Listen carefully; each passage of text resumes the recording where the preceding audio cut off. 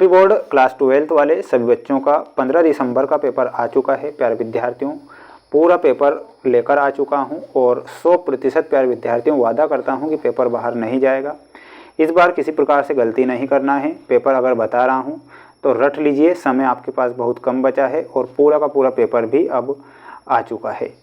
पहला प्रश्न पूछा जाएगा, व्यष्टि अर्थशास्त्र के अंतर्गत निम्न में से किसका अध्ययन किया जाता है। प्यारे विद्यार्थियों, व्यष्टि अर्थशास्त्र के लिए व्यक्तिगत इकाइयों का अध्ययन होता है, तो यहाँ पर आपको व्यक्तिगत इकाइयाँ करेक्ट उत्तर के रूप में याद रखना है। प्यारे विद्यार्थियों, चैनल पर नए हैं तो सभी बच्चे चैनल को सब्सक्राइब करके जय हिंद का मैसेज आप जरूर कीजिएगा कमेंट बॉक्स में, ठीक है।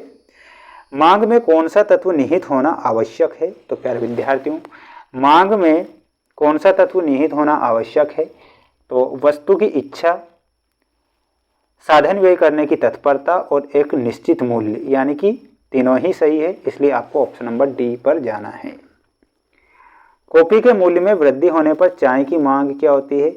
तो कॉफी के मूल्य में वृद्धि हो जाएगी तो चाय व्यक्ति ज़्यादा पीना पसंद करेंगे, तो चाय के मूल्य में वृद्धि हो जाएगी, बढ़ जाएगी, है ना।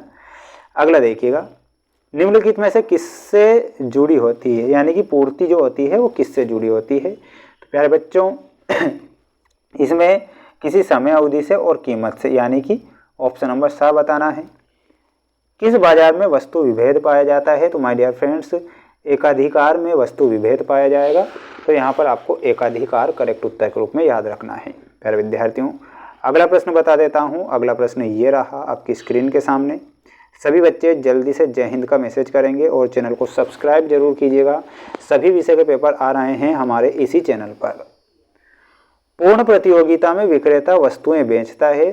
तो पूर्ण प्रतियोगिता में जो विक्रेता होता है वो समरूप वस्तुएं बेचेगा। कैसी बेचेगा, तो आपको समरूप लिखना है। राष्ट्रीय आय में दोहरी गणना से बचने के लिए केवल वस्तुओं को शामिल किया जाता है, तो उसमें केवल अंतिम वस्तुओं को शामिल किया जाएगा, तो यहाँ पर आपको लिखना है अंतिम। प्रभावपूर्ण मांग का विचार ने प्रस्तुत किया था, तो वो किया था प्रोफेसर किन्स ने। किसने किया था, तो इसमें आपको लिखना है प्रोफेसर किन्स। किन्स ने रोजगार संतुलन का विचार प्रस्तुत किया था, तो किन्स ने न्यून रोजगार संतुलन का विचार प्रस्तुत किया। प्रतिष्ठित दृष्टिकोण के अनुसार की कटौती बेरोजगारी को समाप्त कर सकती है। तो प्यारे बच्चों लिखिएगा, वो मजदूरी को समाप्त करेगी, तो यहाँ पर आपको मजदूरी लिख देना है, ठीक है। स्क्रीनशॉट लेकर चलना है, अच्छे से मेहनत कर लेना है, इस बार गलती नहीं करना है। पेपर बता रहा हूँ और 100% पेपर आ जाएगा, है ना। वह मुद्रा वह दूरी है जिस पर अर्थ विज्ञान चक्कर लगाता है, बिल्कुल सत्य होगा। मुद्रा विनिमय का माध्यम है, बिल्कुल सत्य होगा। केंद्रीय बैंक देश का सर्वोच्च बैंक होता है, बिल्कुल सत्य। स्टेट बैंक ऑफ इंडिया बैंकों का बैंक होता है, तो प्यारे विद्यार्थियों गलत होगा, क्योंकि रिजर्व बैंक ऑफ इंडिया होता है ना, वो होता है बैंकों का बैंक। व्यापार शेष में व्यापार की केवल दृश्य मदों को सम्मिलित किया जाता है, बिल्कुल आपका माय डियर फ्रेंड्स सत्य हो जाएगा। स्क्रीनशॉट तो तुरंत ले ही लेना है, क्योंकि समय हमारे पास बचा नहीं है, इसलिए जल्दी से आंसर बता देता हूँ। भुगतान संतुलन में आपका दृश्य मदें, अदृश्य मदें, स्थिर विनिमय दर का निर्धारण होता है, तो इसमें हो जाएगा सरकार के द्वारा किया जाता है, तो ऑप्शन नंबर फर्स्ट। प्रत्यक्ष कर क्या होता है प्यारे विद्यार्थियों, आयकर कर जो होता है वो प्रत्यक्ष कर होता है, और अप्रत्यक्ष कर होता है प्यारे बच्चों विक्रय कर, ठीक है। वित्तीय वर्ष 1 अप्रैल से 31 मार्च तक चलता है, तो ऑप्शन नंबर थर्ड से मिला लेना है। आपको स्क्रीनशॉट लेकर चलना है प्यारे विद्यार्थियों सभी को, ठीक है। नेक्स्ट प्रश्न बता देता हूँ। नेक्स्ट क्वेश्चन ये रहा आपकी स्क्रीन के सामने। अभी तक आपने माय डियर फ्रेंड्स वीडियो को लाइक नहीं किया है तो जल्दी से कर दीजिए, क्योंकि वीडियो को लाइक करने में क्यों कंजूसी करते हो यार। सिर्फ अगर मैं आपके लिए मेहनत करके प्यारे बच्चों अगर पेपर आपको बता रहा हूँ जो कि मोस्ट प्रश्न हैं आपकी परीक्षा के लिए, तो क्या इतनी रिस्पॉन्सिबिलिटी आपकी नहीं बनती है कि आप वीडियो को लाइक कर सकें, ओनली लाइक कर सकें। क्या यार, ऐसे व्यय जो सरकार के लिए किसी परिसंपत्ति का सृजन नहीं करते हैं कहलाते हैं।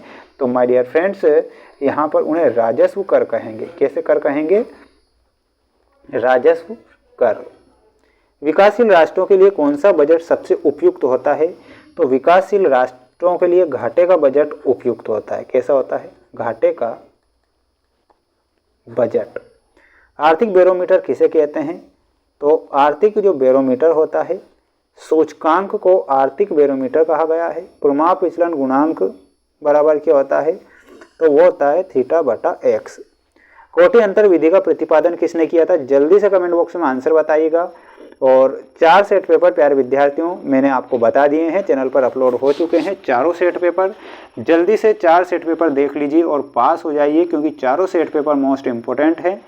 पीडीएफ अगर आपको चाहिए तो पीडीएफ की जानकारी बता देता हूँ। ऐप है mains education app, link description में दे रखी है। प्यारे विद्यार्थियों जल्दी से सेट पेपर डाउनलोड कर लीजिए और आंसर शीट भी वहीं पर मिलेगी, बिल्कुल टेंशन आपको नहीं लेना है।